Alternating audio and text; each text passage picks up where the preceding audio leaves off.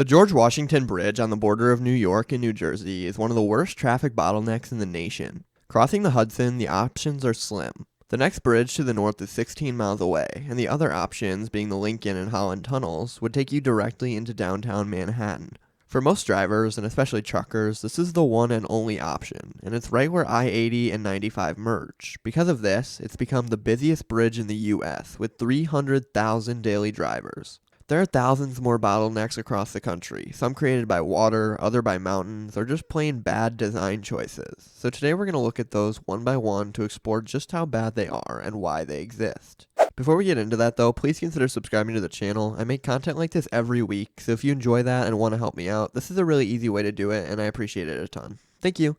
So the bottlenecks I'm referring to can be caused in one main way, and that's by squishing traffic from lots of different areas into one small area that can't hold all the pressure. A great example of this that I like to use is the entire city of Madison, Wisconsin. Because the downtown is located on an isthmus, traffic going northeast and southwest struggle, as it goes from this large area with hundreds of different roads and possible routes down to a thin 0.5 mile wide isthmus with just 6 roads across at the thinnest point. Traffic then becomes much worse because there's less room to carry it. This in turn causes the Beltway's traffic problem to be much worse because people avoid the isthmus, illustrating the butterfly effect of it all. Plus, the Beltway has its own bottleneck between Lake Monona and Lake Wabeesa, where it's the only real direct route through here. You see this shape, and that's the type of thing I'm going to use in this video more than anything to describe a bottleneck. But let's get into some of the examples. One of the most famous bottlenecks in the country is in Washington, this being caused by JBLM. JBLM stands for Joint Base Lewis-McChord, an extensive grouping of military bases between Olympia and Tacoma, also in turn Seattle in there. Now obviously you see all the land occupied by JBLM. If you're watching this and you're blind, it's a really big area. Anyways, there's just one highway that goes right down the center, and that's I-5. I-5 already carries a ton of traffic due to its cross-country nature, but then you put it into this awful traffic situation where 1, it connects 2 major cities, not to mention everything south of Seattle to Seattle. And then 2, it's basically the only option. The other ways would be to take 510 and 507 through Yelm and into Spanaway, or take back roads in the north. Let's put my little bottleneck shape on screen, and yep, it works. I rest my case. So the effects of this are constantly seen. According to Washington DOT numbers, this portion of I-5 carries around 150 vehicles per day on average. Comparing that to numbers just south of Olympia that are around 75,000, it's doubled.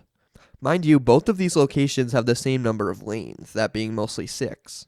Another big problem is that if this dangerous stretch of freeway ever has to close for either an accident or construction, suddenly the drive from here to here has around an hour added onto it, not to mention the added problems with freeway level traffic on that 2-lane road. So it'd probably be even longer. A member of my Discord told me they were stationed at JBLM, and it was almost invariably faster taking these little back roads through. But personally, I think I was like 10 last time I was on this road, so I have no personal clue.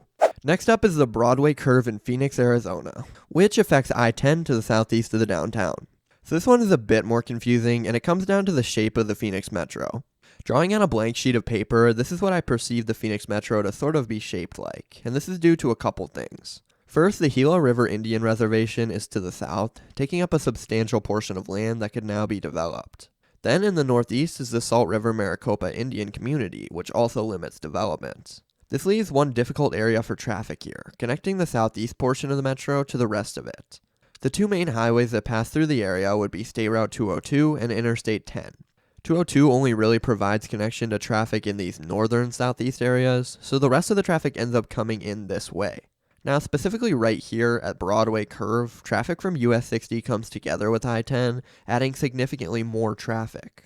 This suddenly makes the Broadway curve on I-10 an insane bottleneck, with around 300,000 average daily drivers. And what's more, the place growing the fastest in this metro are communities in the far southeast, like Queen Creek and Santan Valley. So by the way, if you're watching this and you just moved there, you're basic.